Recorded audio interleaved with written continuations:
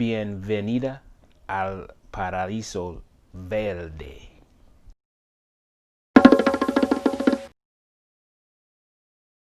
Hey folks, my name is Gerard. This channel is Gerard's Horticulture Culture. Primarily all my videos have been related to plants, indoor, some outdoor, and I talk about how I take care of my plants in my house. I'm just a hobbyist. But in this video, I'm going to be telling you how I take care of my Paraiso Verde Philodendron. Paraiso Verde. I'm going to give you a accelerated basic outline of the video in case you want to fast forward to any parts of the video that may interest you more than just hearing the whole video. So you can do that. Hopefully this video helps you out on your care with the Paraiso Verde Philodendron. If you also have had good success with the plant like me, let me know if you want to add any tips, any tricks, or any other care things or rituals that you do with your plant that would better help out the community. I'm going to be giving you my best advice for taking care of this, I would say, easy care plant. And if you're new to this channel, I appreciate your support. So if you could hit the like and subscribe button if this interests you. Like I said, most of my other videos are about plant care and plant nature. So the first thing I'm going to start off with was my choice in substrate or soil, whatever you want to call it, dirt.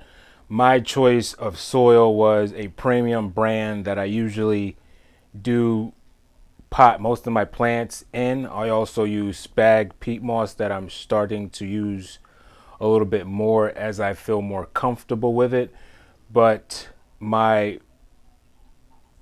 comfortability level would be with like this a soil that is organic and that has living bacteria and fungus in it.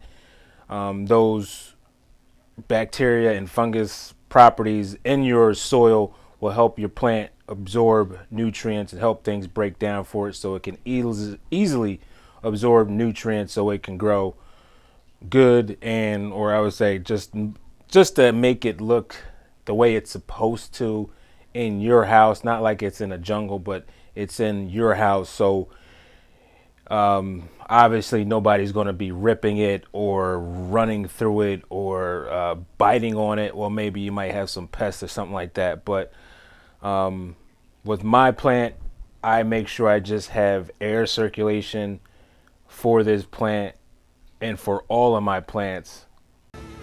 Message. Just because it's one element that I want to also tie in with the soil. What helps me understand how to take care of a plant is to understand where it came from and how to recreate that environment in my house.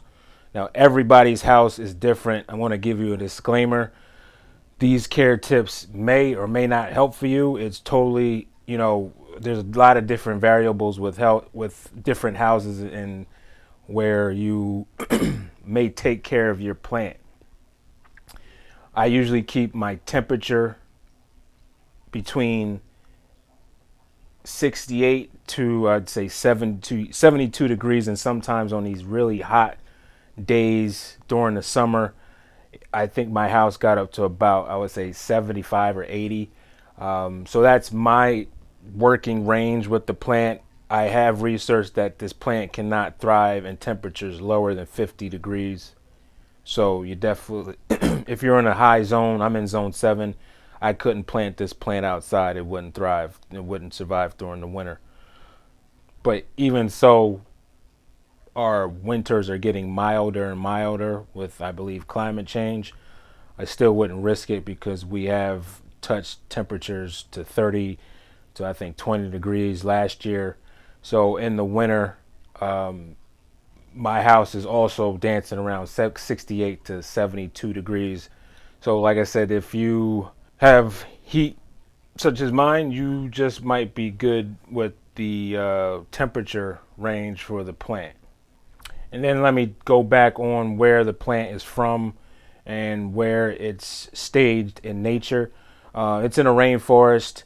It's mostly in the, I would say, subfloor of the rainforest where it's not getting so much light because it pretty much shaded by the really tall trees. So the plant definitely can thrive in moderate light. Now I have a device that I'll give you a small little insight on where you should be if you really want to be precise and make sure that you have the right amount of light for the Paraiso Verde. Paraiso Verde.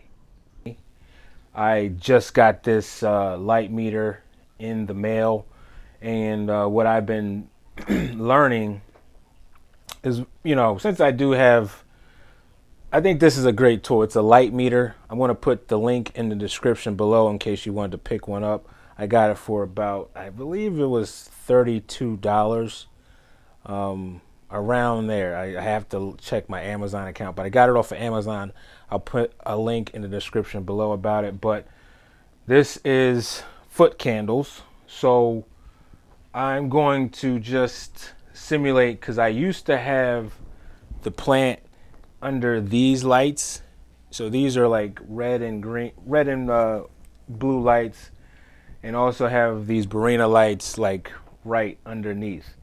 So the plant was getting all types of light, and I primarily had it in this section, but I noticed when I got the plant I had variegated leaves. Now, I didn't research this. I was automatically just thinking, okay, I got a Paraiso Verde. I'm going to give it everything that it's going to need and slightly more if I can, just to make it grow fast. So I gave it great lighting. Now, I would say great lighting would be, well, if I had it here, and I think, so I think we're dancing around. I think I had it this close to the light source here. So we're about 190, 100, well, you see what's going on.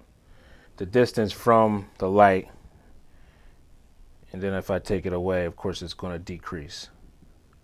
So I had it pretty much close. I would say I had it estimated between,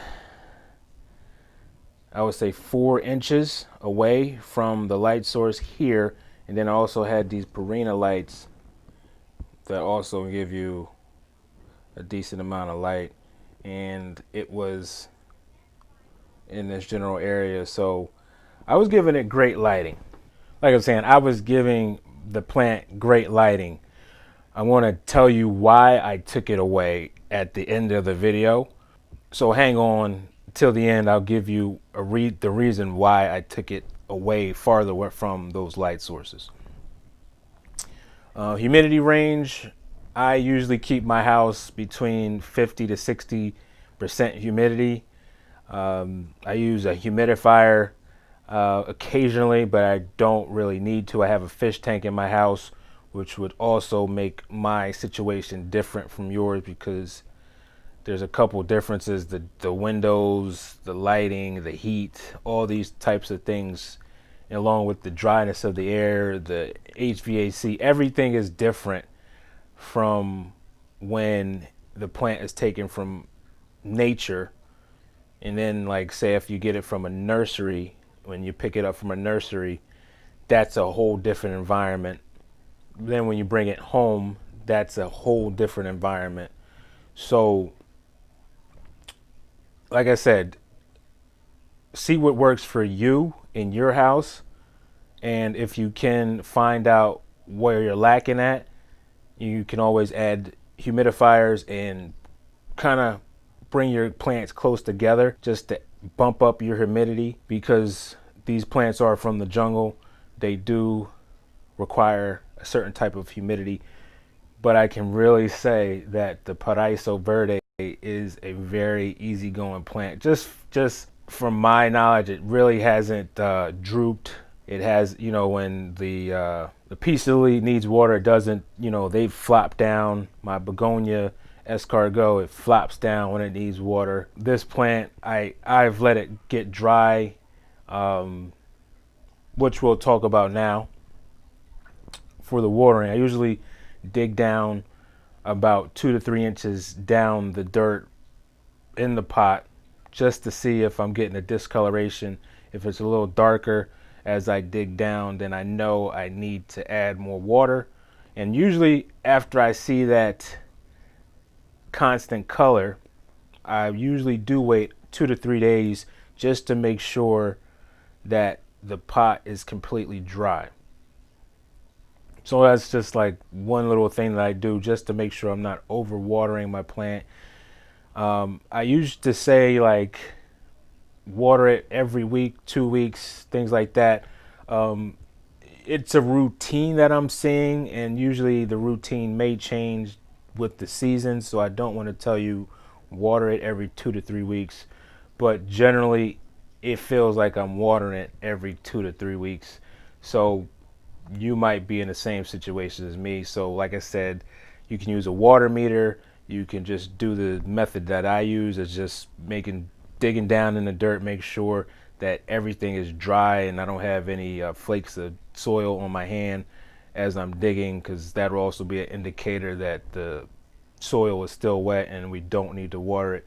But occasionally, as I'm dusting and making sure the plant is pest free, I'm also kind of constantly checking for water just to make sure that, just to see how dry or wet the plant is. And usually when I do water it, I can get the plant shows me these gutations where it's, leaks water out throughout the foliage of the leaves or the stem. And I can really see the plant moving along. And it really did grow pretty well for me after I acclimated it. I got it for $80 from overseas. It was an imported plant. And it took, I would say, 6 months in my care before it started showing some more leaf growth, even though I've had it under these lights. As soon as I got it, it just took some time for it to take off. And I've had, I would say up to this time, we got three leaves on it, and it keeps growing. So it's growing pretty fast, which also makes me feel good that to tell you that it's an easy care plant, because it's a fast grower. It's not really slow. I watched it pop out a leaf every 2 weeks, and it's climbing on something too. So I would advise you to have something for it to climb on so it can feel stable, because usually the plant is climbing up something in the jungle. So most of these plants, these philodendrons, need something to climb on. So you can give it a bamboo stake or a bamboo pole like I did, or put it on a moss pole or whatever you feel like you want to put it on. Just make sure it's growing on something so it can feel stable. And then when you're moving it back and forth, it is a plant that may break off, so you want to make sure that's stable too if you're moving the pot around. Which leads me to what I chose to pot it in. I used a nice textured glazed ceramic pot. I usually use these pots when I know the plant is more accustomed to having a wetness area, that it doesn't need to be on the dry side as much as similar to like a cactus or something like that. So with these glazed pots, air movement doesn't penetrate the soil as fast as it would with a porous pot like a clay pot. I'm avidly checking to make sure that there is no water still in the soil. And that's just my preference that I chose with this pot. Maybe I would probably recommend putting it in a terracotta pot just to give it that air property that most of these plants need air around the roots. So the penetration of the air would be beneficial to the plant. I would really say, if you want to debate me on that, let me know in the comment section below. I'd love to hear your thoughts and your ideas. Maybe we can start a conversation. But I did pot the plant in a ceramic glazed pot. That also wasn't too big. I know for most of the philodendrons, they don't like to be root bound too long. I would say usually if you get it in a 4-inch pot from the nursery, put it in about a 4-inch pot that you can just easily slide the nursery pot into, so it doesn't feel, well, you just want to mimic what is the plant, what the grower used. So like I said, if you get a 4-inch pot or a 3-inch pot or a 2-inch pot, try to use the same size container if you're going to repot it.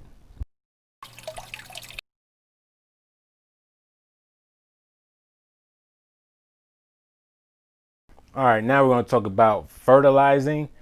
I usually wait about a year to fertilize this plant or my new plants, but I didn't, and I know that the soil that I usually use has fertilizer already in it, but I decided to take a risk. But I usually do give most of my plants, really all of my plants, natural fertilizers that don't go below or above don't go above a 5, primarily like a 122 on an NPK rating, or a 222, something general to what I just said, like basically just a NPK rating, nothing above a 5, so I can make sure that it's, for one, natural, and the other thing, that it won't burn my plant.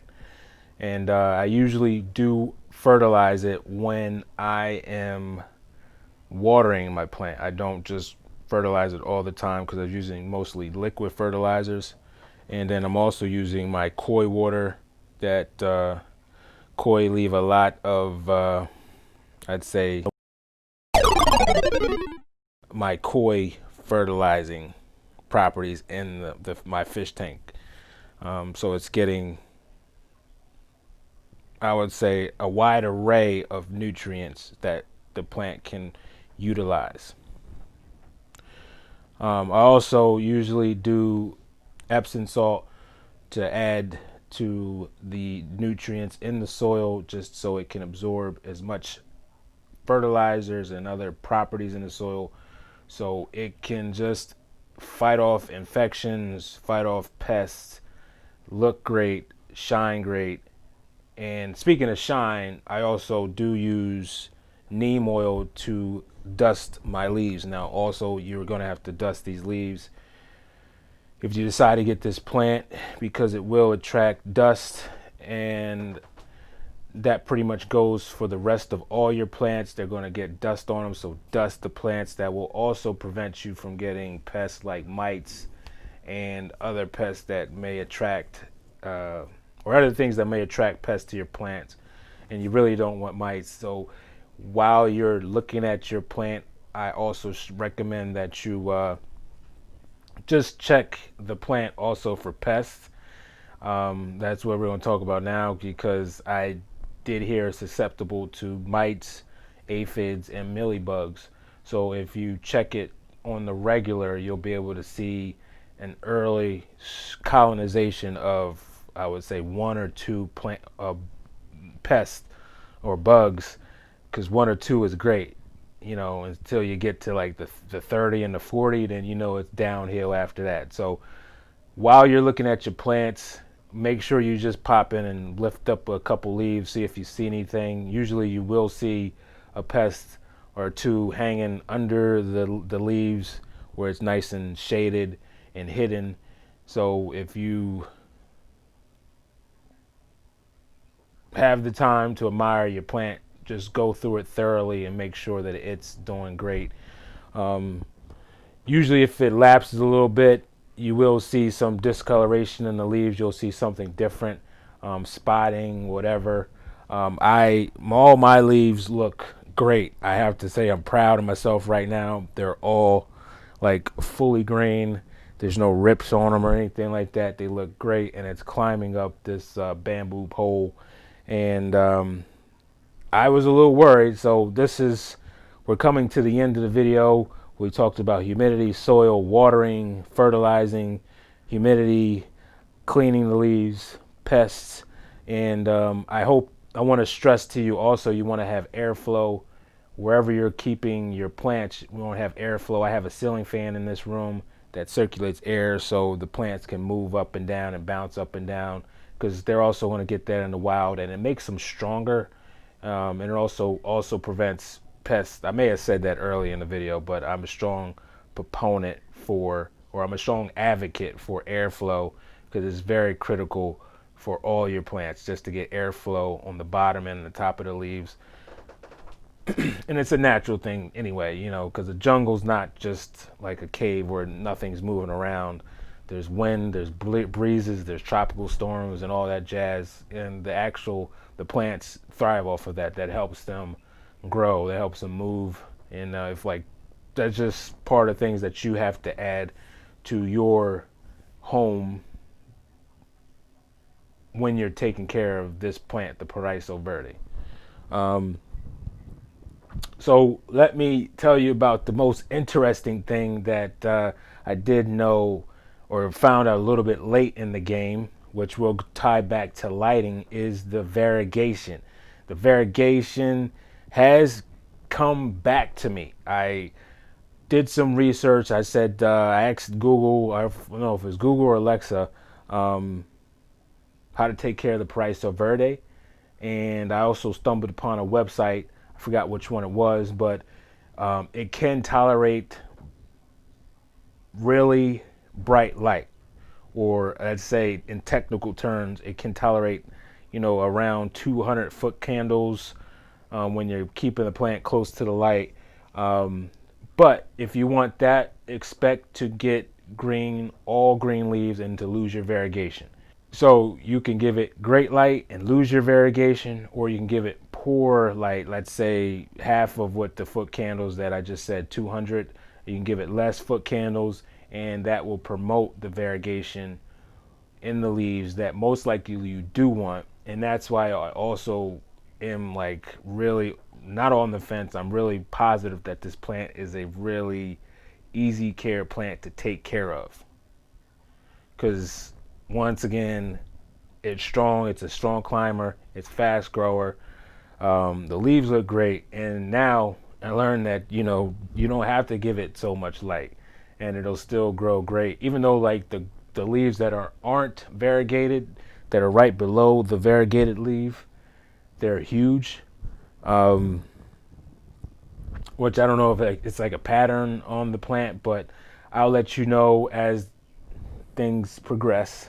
With the plant, how it forms, and how if I get like more variegated leaves, I'll take more pictures of those on my Instagram page, Gerard _horticulture_culture, and I take many pictures along with other people in the plant community on Instagram, take pictures of their plants.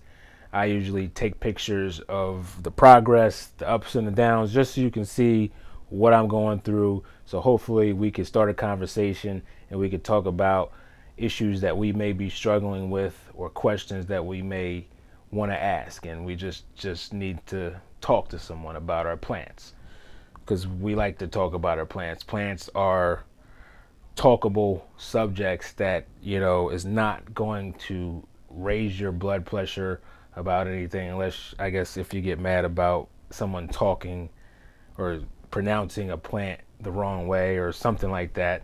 It is what it is. But that's all I got for the Paraiso Verde Philodendron, which is like a really, really cool plant that I'm so happy that I have in my collection. Like I said, I was really stoked, or really, really happy that I got knowledge that if you take the plant away, you got variegation. So after I was noticing that I wasn't getting variegation, I somehow, some way stumbled upon the key to get variegation back. I took the plant away, and voila, I got a new variegated leaf for my Paraiso Verde, which is growing taller and taller and taller each day. Like I said in the beginning, guys, if you like my channel, don't forget to hit that like and subscribe button. I appreciate your support. I also, like I said, will put the link in the description for the light meter in the description below. And let me know once again how you're taking care of your Paraiso Verde if you have one, or if you're also interested in getting one soon. Let me know also what you plan to do and how it's going with you. That's it, guys. Thanks for watching. My name is Gerard. This is Gerard's Horticulture Culture, and keep growing.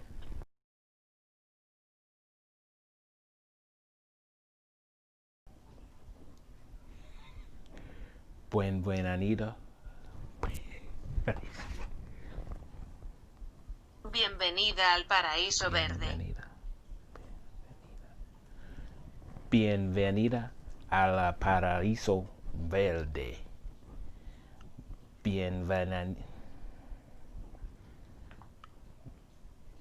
Bienvenida al Paraiso Verde.